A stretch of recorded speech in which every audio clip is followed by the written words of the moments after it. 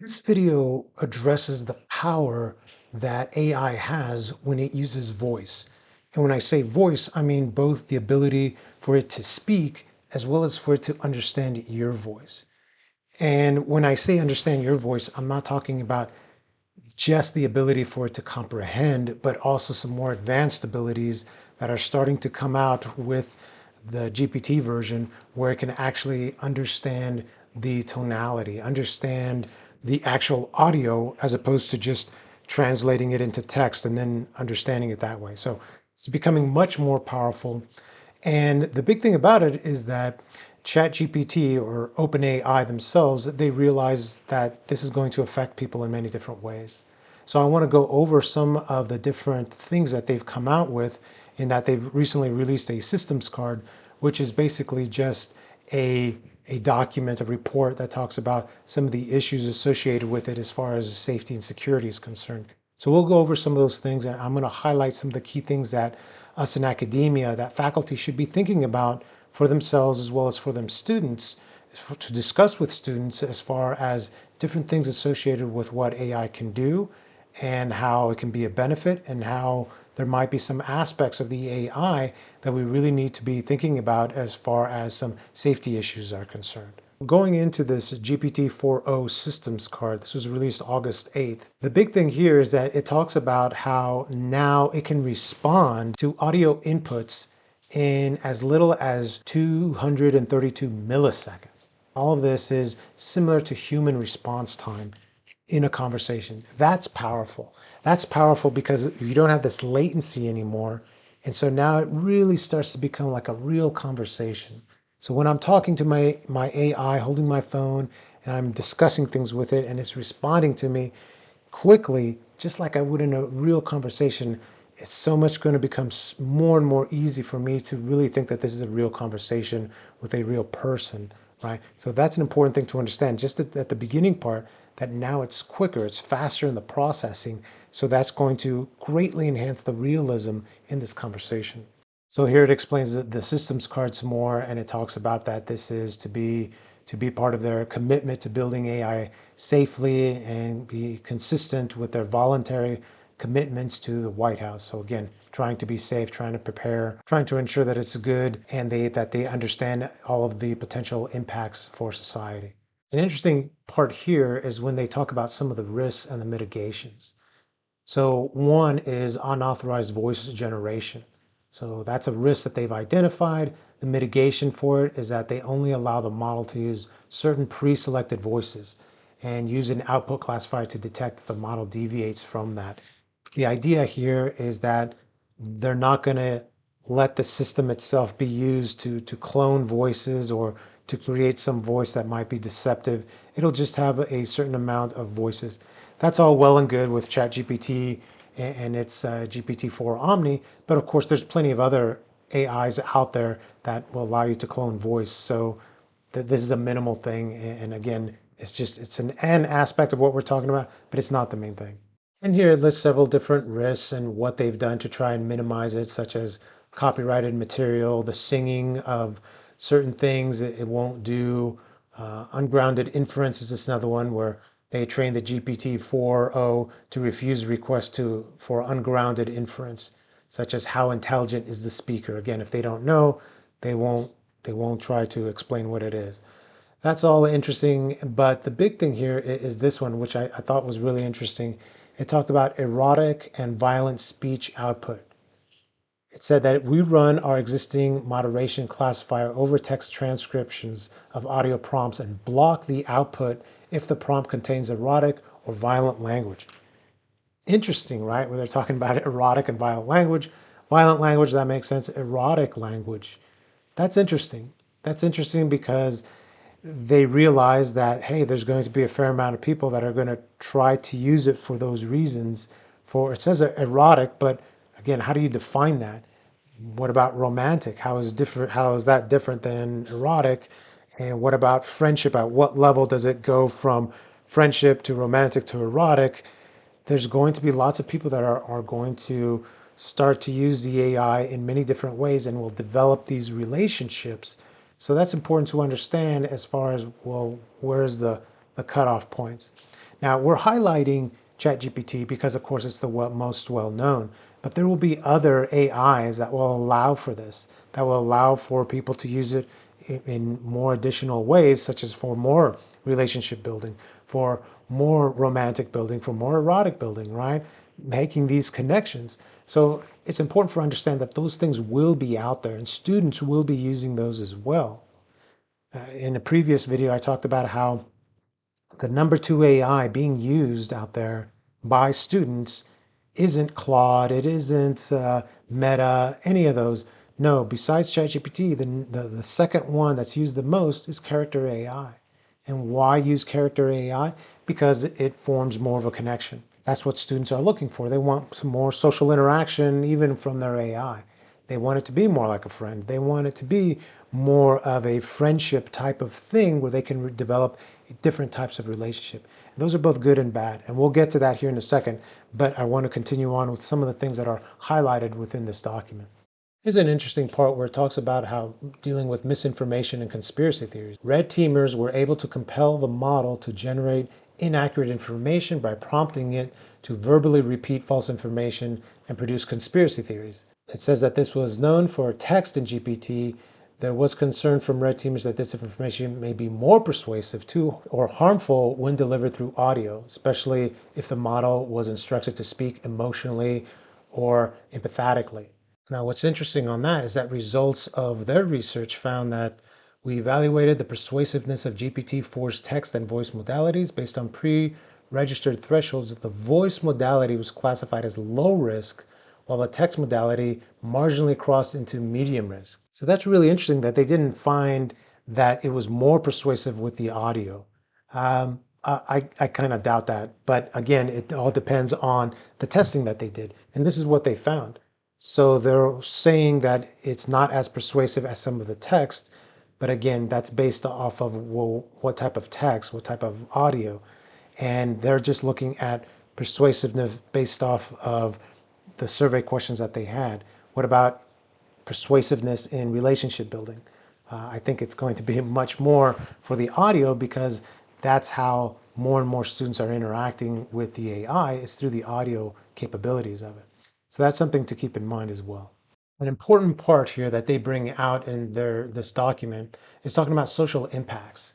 It says the Omni models could have broad social impacts. Researchers at OpenAI and elsewhere have discussed a range of possible impacts from social harms, including representational harms, disinformation, misinformation, and influence operations, environmental harms, attachment, misuse, and loss of control, benefits, for example, in healthcare, and real-world challenges in climate and energy and large-scale transformations, such as economic impacts. Some of the social impacts here are dealing with the emotional reliance that people can have with this. That's just it. When we start to look at the AI as if it's a real person, well, then there's some dangers there. There's some issues. So here's what the article highlighted dealing with that. It says that this risk may be heightened by the audio capabilities of GPT 4.40, which facilitate more human-like interactions with the model. So dealing with aspects such as hallucinations, where giving us false information. It says misinforming users during their communications with the model and potentially result in misplaced trust. Generation of content through human-like high-fidelity voice may exacerbate these issues, leading to increasingly miscalibrated trust. So yeah, that's a real danger. It's one thing for us to read something that's incorrect, but it's another thing to hear someone say something, especially if they say it in a very confident tone. We might accidentally think that, oh, we don't have to validate that. So again, that's another issue because it's a voice. It's a voice that's saying this. So that's something to really think about, and I'll address some mitigation techniques, but the issue of trust is important. So trust comes in that, hey, it's much more powerful to develop trust when it sounds like it's a real human talking, especially on an emotional voice. We can start to develop trust because we believe it that much more. So developing of the trust. And then also this issue of mistrust. If someone is speaking very confidently using an actual human voice, that seems very realistic as opposed to just text. So there's two issues there associated with trust. Another part here talks about human-like socialization with an AI model may produce externalities impacting human to human interactions. So this might limit social relationships, it might reduce their need for human interaction, potentially benefiting lonely individuals, which is good, but possibly affecting healthy relationships. So that's a concern. This part was really interesting as well, because yes, we have to understand that there's positives and there could be some negatives. And that's AI in general, right? That there's definitely some positives, but there could be some dangers. So we need to make sure that when we're talking about AI, when we're discussing, when we're developing students' AI literacy, we're expressing both positives and negatives so that we can see these things. Because AI is here to stay. We're going to be using AI, but we need to see what are the benefits, what can I use it for, as well as what are some things that I need to be watching out for so that I don't fall prey to these things, or I can find mitigating techniques to overcome some of these things. And there's another part that it highlights here where it talks about the interruption capability. Because now with the new voice, as it's talking, you can easily interrupt it and say something else. You can easily stop it while it's talking, right? And that's a great feature because if it's going on and on about something and that's not what you wanted, that's very powerful now that you can cut it off and you can save yourself time by not having to hear it all and then ask it a clarification question or give it more specific instructions, which is great. But the danger there, and that's what they're highlighting here, the danger is that if I get used to talking to someone, physically talking to someone, well, then I might lose another skill. My skill is active listening, right? That's a very powerful skill. That's one of the number one skills that I teach in the course that I teach at the university, which is professional communication. And so the number one thing there is that we develop our active listening capabilities. And part of that is letting someone speak. It's not interrupting, is in concentrating and understanding, listening to what they're saying. So if we're constantly not doing that by interrupting them, this voice, then that might be counteractive to the skill of active listening. So that's an important thing that this brought up. Another part here is that it talks about how Omni models such as GPT-O, GPT-4o, combined with additional scaffolding such as tool usage, including retrieval and longer context, can add additional complexity. The ability to complete tasks for the user while also storing and remembering key details and using those in the conversation creates both a compelling product experience and the potential for over-reliance and dependencies. Yes, that's a powerful thing. And later on, it also talks about, it creates this new sort of phrase about emotional reliance. So those are powerful, powerful phrases there, right? In that as these models develop, I'm very confident that this is going to develop even more because one of the things that I think is limiting is the memory aspect. If I'm having ongoing conversations with the AI and I'm trying to develop this relationship, right? Let's just say a friendly relationship, a relationship where it can truly serve as my assistant. I don't have to tell it things all the time because it remembers things. It remembers things about, let's say, my business, it remembers things about me. So if I'm developing this relationship, I want it to know these things. I want it to be able to do things like agency. But the problem with that is that that then forms the possibility of dependency, right? This, and that makes a lot of sense. We depend on people. We depend on people all the time. And if I had an assistant, I would depend on my assistant to help me. So this type of dependency is something that's going to grow. And we just have to be aware of that. There needs to be safeguards, of course. We need to be aware of that. And we need to take action when it's inappropriate. Later on there in the article, it talks about this emotional reliance. So if we're using the AI and it becomes a friend, a true friend, well, then we can have things such as emotional dependency. We need our best friend, our best buddy, so that we can talk to. If that buddy isn't there, if that friend isn't there, then we're going to miss it. We're going to, want to be with it. So there's all these different things to really consider, really think about. The future is going to be very, very different. Of course, there's lots of comments about, oh, this is the Black Mirror effect, right? Where it's this maybe dystopian future where our best friends are AIs. Well, the thing is, there's some truth to that, in that we are going to have different relationships with different AIs, but we need to make sure that we're doing it appropriately and it's to our benefit, and it isn't this type of issue or situation where we're totally reliant on it, because then if we don't have it, then we can't function. So we want to avoid that. Another product that recently came out is this AI. It's simply called Friend. And what it is simply a pendant. It's a white pendant. It came out a couple of weeks ago. It kind of got a bit of attention. And what it is it's designed to be your friend. That's why it's called Friend.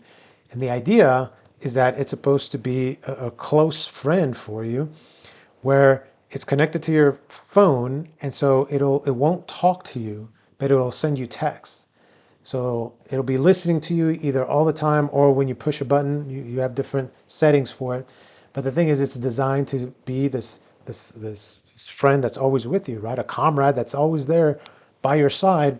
So you can talk to it, you can share things with it, and it'll remember these things. It'll send you texts to sort of make you feel that you're not lonely. That's the main purpose of this, is to be a friend so that you're not alone. Okay, that's good to help people that are lonely in those situations, but is this going to be detrimental to real physical relationships? It's a balanced approach that we really have to think about. Again, I'm in favor of developing these type of AIs because I do see lots of applications for these things. Lots of applications for people that are lonely, for people that have social anxiety, for people that are still trying to develop social skills. This can be something that can definitely help people, but it needs to be implemented in the right way, and we need to have a definite awareness about this. Again, there's lots of applications, the elderly, people that are homebound, all sorts of things where it'd be very beneficial to have this type of friend that can, one, keep the person company, that can listen to them, that can help them to develop these skills, as well as to help them stay cognitively aware, to help with neuroplasticity so that they're learning new things, developing all sorts of different real good applications for this. But again, it has to be that balanced approach. Now, is this something that is just sort of overhyped, right? We talk about a lot of AI hype all the time. Is this something overhyped?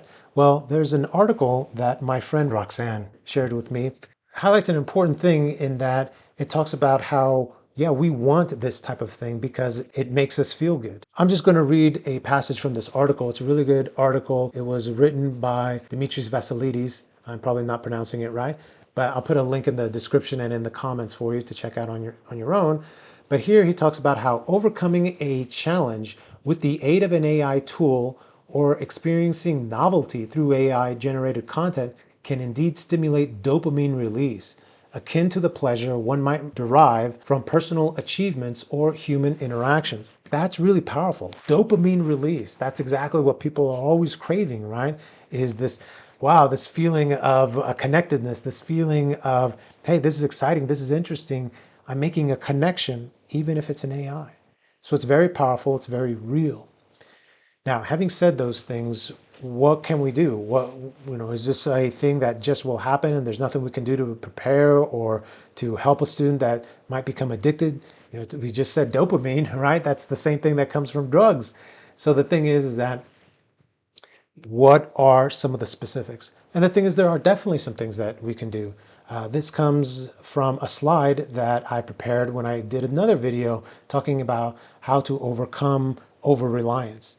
These are some things that we can do to help ensure that the student are using the AI correctly, as well as simply not falling into over-reliance. From these, here are some specific ones that we can take to apply to this aspect of using voice and creating a relationship with AI. The first one is simply to teach AI literacy. By having a discussion and talking about these different aspects, it brings up the awareness of these things. And sometimes that's all it takes, is simply to be aware that, oh yeah, I might be establishing an unhealthy relationship. Oh yeah, that is bad. Oh yeah, I might be using it excessively. Simply talking about it can help people to realize certain things. But again, if we don't have discussions, if we don't bring this up, if we don't talk to our students about it, then it's just going to go by the wayside, and then they'll have problems later on when it becomes intrusive. Another one here talks about critical thinking, right? And again, that goes along with the first one. But when we're talking about critical thinking, we're looking at ethical issues. We're looking at things associated with, is this proper? Is this going to be something that's beneficial for society for the long term? Should I be using it in this instance? Should I be using it in this way? These are questions that students should be able to address, and we need to help them to go through this thinking process to become critical thinkers in general. So this next one here talks about reviewing dangers and consequences of over-reliance, talking about how there are some dangers. It's not all positive. There are some negatives, right? Where it could be positive if I'm alone or I'm elderly and I don't have family. So this could serve as a friend. If I'm a healthy person, the fact that I have some social anxiety or I'm an introvert, that's okay. Those are things to deal with, but I can't shut out the rest of society and just have my only friend be the AI. However great that AI is, it doesn't help me to become a person that can establish a network, that can establish good social communication skills, that can help me in my workplace. Again, there's lots of different aspects of why it's important to be able to have more than just one friend with the AI. So talking about these things, talking about the dangers, talking about the issues and why that isn't the best way to use the AI to just be your only friend, this is going to be important. So we need to be prepared to have those type of discussions. And then this final one here about highlighting who will be most successful in the future. The people that will be the most successful in the future will be those that can use the AI effectively and appropriately, right? It's both parts there. So that means that it's okay to have an AI friend. It's okay to develop this relationship, but not to the point where it interferes with everything else. I need to use it appropriately. In the same way with over reliance, I can't just outsource all of my thinking to the AI. So, oh yeah, it's my friend. It'll answer for me. It'll tell me what to do. Well, that's when it becomes an inappropriate relationship because now if I'm not properly thinking, then I'm not developing, I'm not learning, I'm not gaining from the tool. I'm using the tool as a crutch as opposed to a tool that can enhance me, enhance my capabilities so that I can be that much more successful in the future because now that's what companies really want to hire is someone that can do much more than just give the facts and information, but someone that can use the AI to do so much more. So those are the key things that I wanted to cover. We went over that, hey, there is this new AI, right? The voice aspect of ChatGPT. And again, there's other AIs that are coming out with voice capabilities. Google recently with their Gemini, they came out with a voice capability. Right now it's only for their premium people, but it's coming out for everyone eventually. Same thing with ChatGPT, and there's going to be others. So with that will come this more emotional connection that can be made with the AI. So that's something to be, it's important for us to really be thinking about and then understanding that we should have these type of discussions with our students. This is important because if we use the AI in this way, it has dopamine release because we're interacting, we're gaining from this interaction, and there's lots of positives. That's the big thing is that there's lots of positives to this. Don't just focus on the negatives. I'm going to be assigning using the voice capability to my students because it serves as a very powerful simulation tool and they can learn so much. Wow, an emotional connection by having to go through this audio simulation that replicates exactly what they're going to be doing in an assignment in real life on their jobs. It's a very powerful learning tool. There's going to be more and more things that we'll be able to do with the AI, language learning, all sorts of things where the voice capability is going to be such an enhancement tool. So there's lots of positives here, but there are some issues for us to think about. So that's why I went over these things and then I talk about some of the specific things that we can do to help address this over reliance on voice, over reliance, dealing with emotional over reliance as well. So go through these things, think about them. Please post in the comments your thoughts if you have additional things that might be helpful in this situation.